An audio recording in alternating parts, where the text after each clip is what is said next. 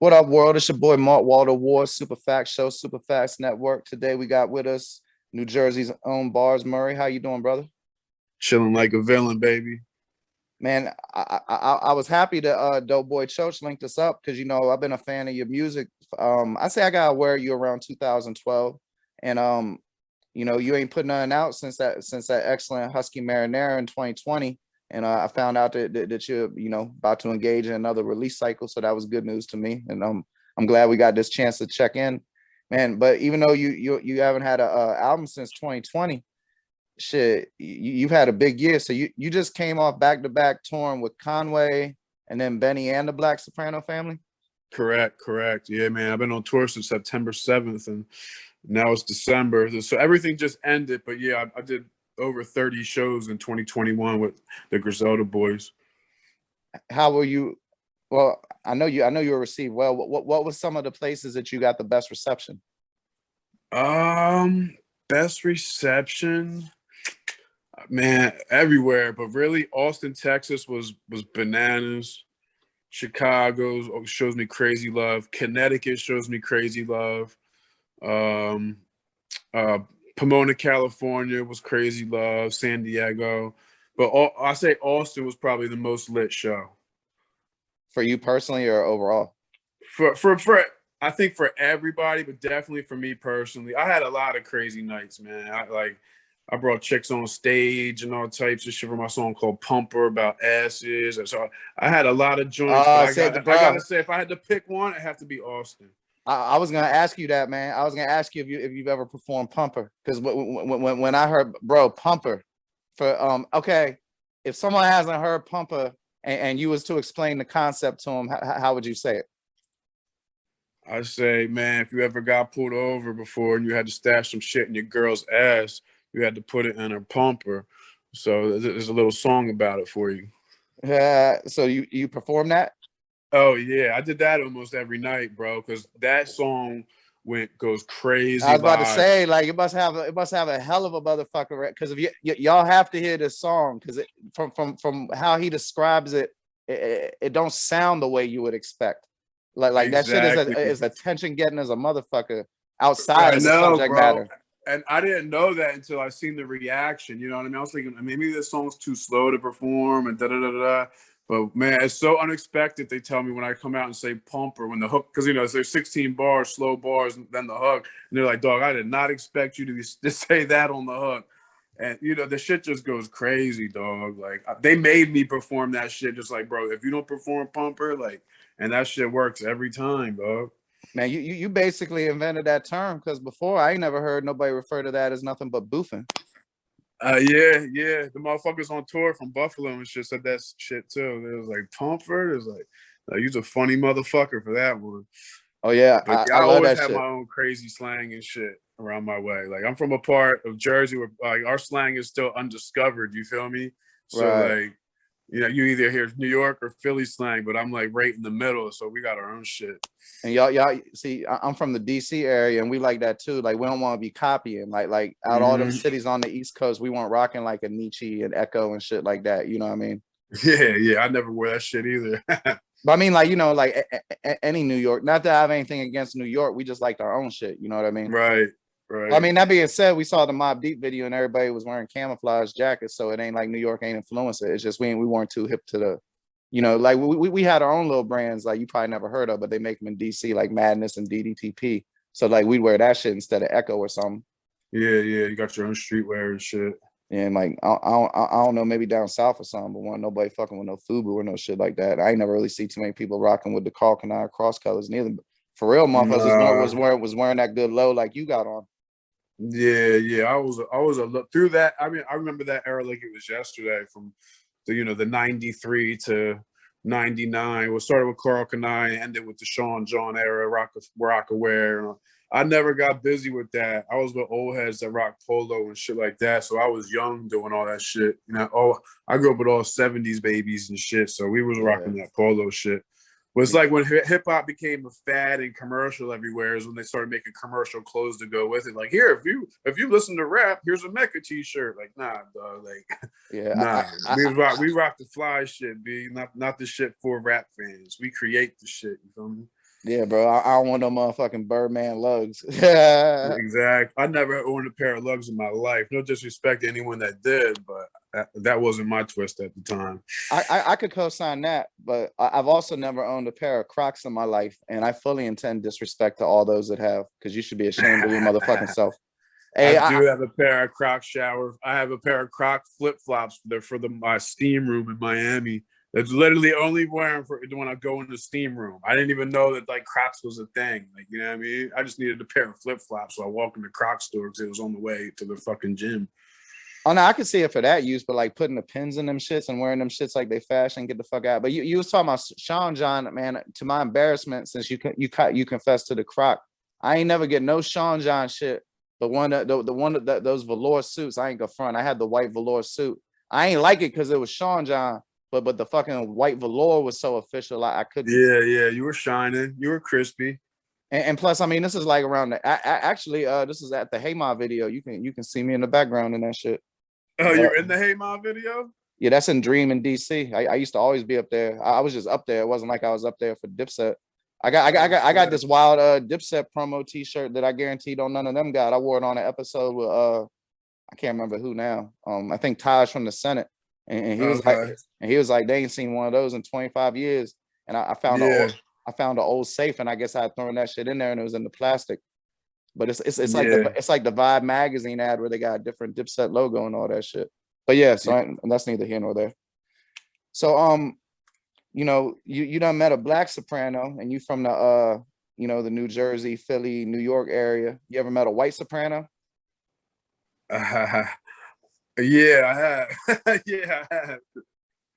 Yeah, I've met some wise guys in my life for sure.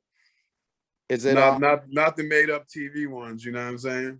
like this ain't Vlad or nothing, so I ain't into none of that type detail shit. But I am curious, like, how different are they than they're portrayed? Like I did a little bit of Fed time, but I wasn't in the type of places where I'd be around mafia motherfuckers. So I was always curious, like, how different they were in person than how they are portrayed. Because, like, for instance, you watch 80s and 90s movies, drug dealers on the movies ain't nothing like the drug dealers in real life. Right.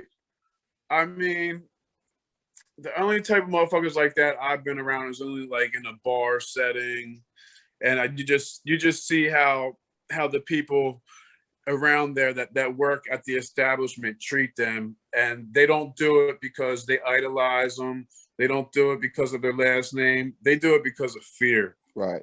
And that's what that's all I can say. Because that type of shit you got to be born into. So I don't really have that much to say. Well, like when you're I've been around it, are they as colorful? Out of fear. Are they like so colorful and talkative and shit? Nah, man. Because I like that shit always seemed like so unlikely to me. Like every mafia John's a bunch of motherfuckers cracking jokes, and I've been around serious criminals. Usually people that choose that for their life, they ain't really they ain't funny guys. They, a lot of them are narcissistic people that are out to get over on you any way they can. You know what I mean? These are predators. So exactly. And then they're not like, oh, not good. If they're around you, they're looking to see what they can get out of you. Right. And then, like, even if you is funny, like after like 10, 15 years of a bunch of violent crimes, that shit will knock the fucking humor right out your ass. You know what I'm saying? Factual. So, I was just curious about that shit. Yeah. You on your Best of B.A.R.S. Murre, and I forgot what project it was. I want to say it was your I don't know, the 2012 album maybe, but the song you did with Chinks, you knew Chinks, right? Yeah. So can you tell us a little bit about Chinks the person? Because I was fortunate enough to run into him a couple times, and I mean, I've only hung with him a handful of times. I didn't grow up with him or anything. Right. I only really know him through the music shit, and he's too younger than me. He was just getting out of jail when I met him, so he was just hungry, like trying to get his shit popping. And French had just scooped him up, and French had just started getting popping, where French is now getting booked for shows. French is flying around. He's not just the DVD guy anymore. He's, now he's transforming into the rapper. So Chinx was just clinging on to him, and it had no time for anything else. Like, French has got us something here tonight. bang, I gotta be there right away. Like, you know, I mean, French is just trying to get, you know, Chinks rapped since they were kids. He's finally seeing his way out with French, and that he's just laser focused on that and doing whatever French told him as far as like suggestions on what to do in rap. You know, Chinks started doing the more commercial shit before he died, and the auto tune shit, like all as a hustle to like, you know, make it out and become successful in rap. And you could say he did that before he passed. He was, you know, he made it and he was on his way to being even bigger. Yeah, yeah. I think that unfortunately a lot of times when artists get killed, their death becomes the biggest event of their life. And a lot of times, like, you know, if they're good people or how good their music was, it gets you know, lost in the sauce. Because like I mean, when I met Chinks, he didn't even have a car yet. And when he died, he got killed in his Porsche Panamera. You know what I'm saying? Coming home from a after hours event after a show he had. When I met him, he wasn't even getting booked for shows yet. So it just shows you how far he made it in those few years. You know? Yeah, nah, he was truly special, and I feel like as time passes, people are somewhat forgetting how special he was. Yeah, man, that whole Far Rock Riot Squad, man. The Stack Bundles was my favorite rapper of the 2000s. He's actually the reason why I rap is when he passed away, because I didn't want to be a rapper. I didn't want to go hear all the bullshit and shit. So I was like, yo, Stack Bundles keeps rapping. He remind me of me. Like, this motherfucker is. I didn't know I was only born like a day before him or something. We're only like a couple days apart.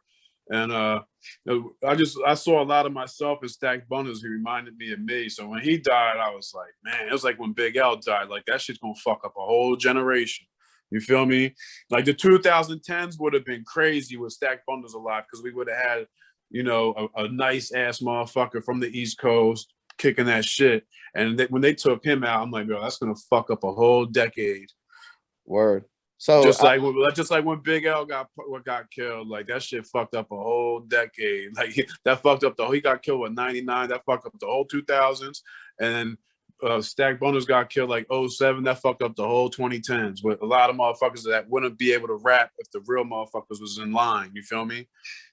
Yeah, man, you ain't never lie. That's super motherfucking fact. Yeah, and that's why a motherfucker like me raps, because I was like, man, if they ain't gonna hear it from a motherfucker like Stack Bundles, they gotta hear it from me, because it matters to me that you're hearing it from a motherfucker that's really who they say they are. You know what I'm saying? Word. And that's really hip hop and really, you know, good for the culture. You feel me?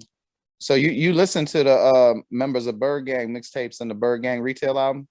Yeah. I don't know if I heard the retail album, but I'm hip to all that shit. I was in the Purple City, Dipset, all that shit, bro. I was a big Purple City fan. I want to ask you.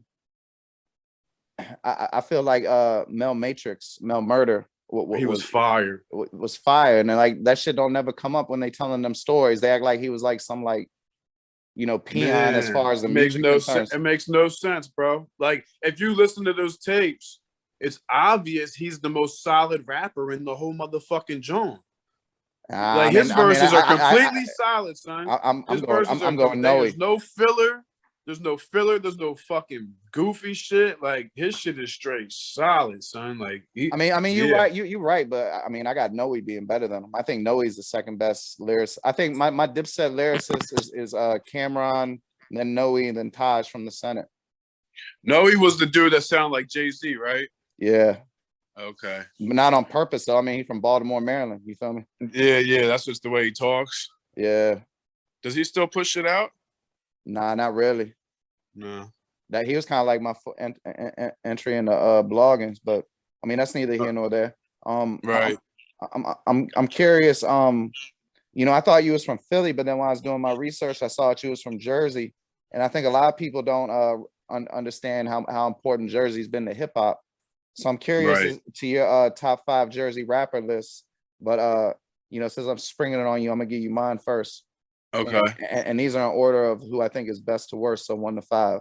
Number 1, I got Redman. Number 2, I got Lauryn Hill. Number 3, I got, this was hard for me. 3 and 4 could have been switched. I got 3, Rod Digger, 4, Queen Latifah, and 5, Tretch. This is tough. And I very purposefully left Joe Buttons off the list. Shit. What, you got beef with him or something? Nah, I don't like his music. Oh, okay. I think he's overrated. I observed him hit a girl in DC, all kinds of shit. Oh shit. Damn. That's crazy. Wale too, since we tell him the truth. A lot of them cats be hitting on. I mean, you probably seen them. Shit. Oh yeah, man. Yeah. Motherfuckers smacking bitches up, I guess, huh? So yeah, I think I got Redman #1. I'm gonna go. I'm gonna switch my shit. My gonna be Redman, Apache. Oh, that's a strong pull. Hell yeah. Rod Digger, Lords of the Underground, and Naughty by Nature.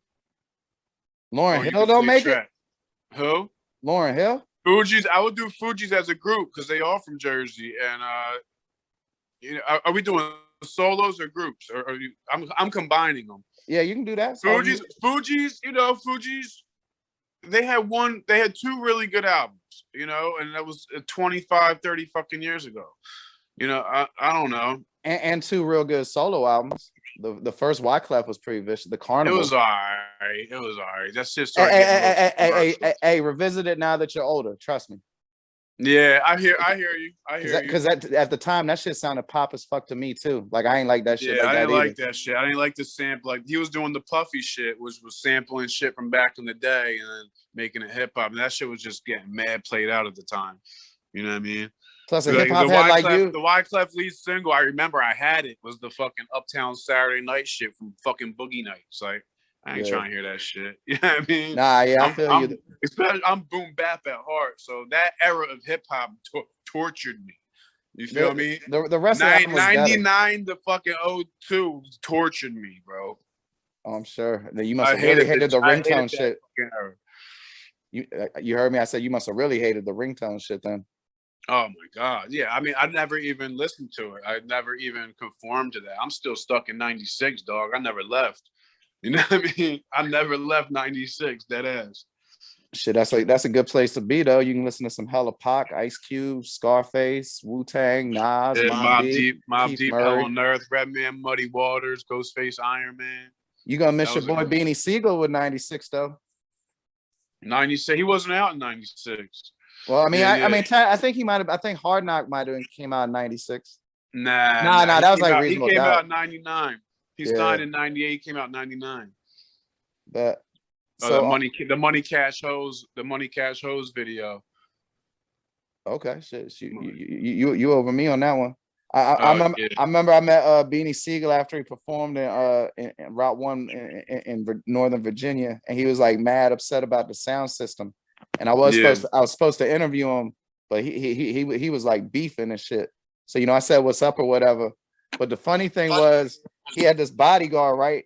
And like I'm about like 5'10", 165, and man, this bodyguard would look like an ex-NFL player, and he came up to me and my cameraman, and did the whole like intimidate us.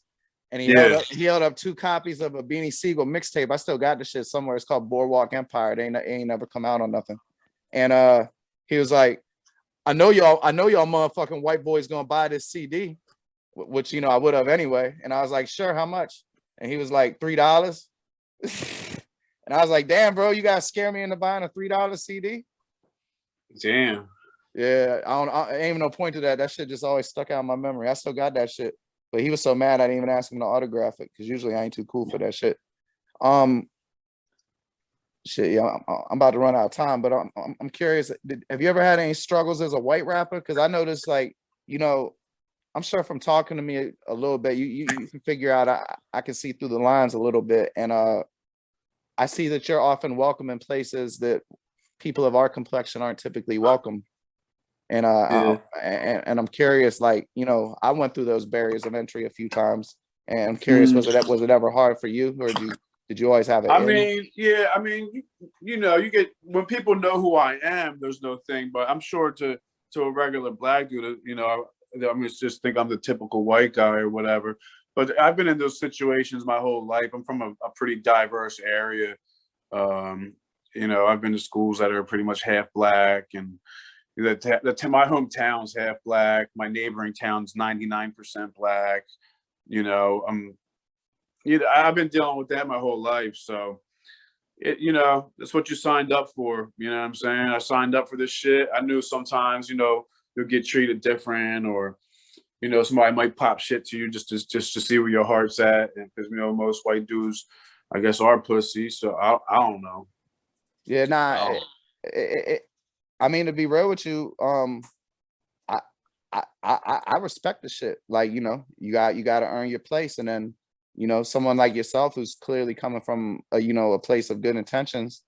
People figure that out, and then the people that be upset, those just the haters, and there's always right, gonna be yeah, because there's a always lot gonna of be haters. motherfuckers they don't know who I am or my history. So it's like, if that's out there, they know that, motherfuckers ain't gonna say shit. But a lot of people don't know about me, so there will be that, like, I can tell you don't run around bragging and get shit. treated a little bit different. But so like, all right, motherfucker, you gonna find out, and you're gonna be the motherfucker feeling stupid. So the ball's in my court. You feel me? Now I can dig it. I can already tell you ain't the type to be running around bragging about shit like that. So let's finish it up with this though. So can you tell me about what you got coming out in 2022, and then when you after that make sure you shout out your socials. Yeah, 2022. I got I've been working with the Black Soprano family. I just got off tour with them, Benny the Butcher's team, and I just did a whole tape with them where I got the whole. It's my new. It's going to be an album. It might be an EP. I got 5 joints done right now. I might make it 10 joints to make it an album, or I might just turn it in like a month, just add 2 more, maybe like a 6-song EP, 7-song EP. I got Benny the Butcher on it already. I got Rick Hyde on it already. I got Heem on it. I'm waiting for the other artist, Love Boat Luciano, supposed to be on it. I just sent him the joint like 2 days ago. My boy Tony De Niro, the big GM of BSF. I'll probably have him do a skit or 2 on there. He's a funny dude.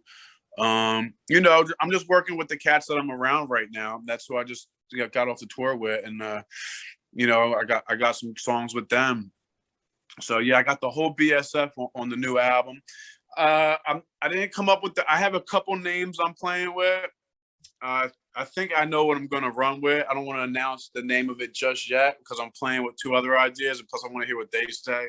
So I don't know, because it's going to be a whole thing that someone's going to have to draw for the artwork. I also want to hear like the artist what's going to be better to see, like how they want to draw it compared to how I want it drawn. And I'm playing with 2 or 3 names, but it's crazy, son. It's wild, son. Now, guys, so basically you done wrote the book. You just got to proofread that shit and get a cover. Yeah. Yep. I could turn that bitch in next week if I wanted to, but this shit got to be perfect, dog.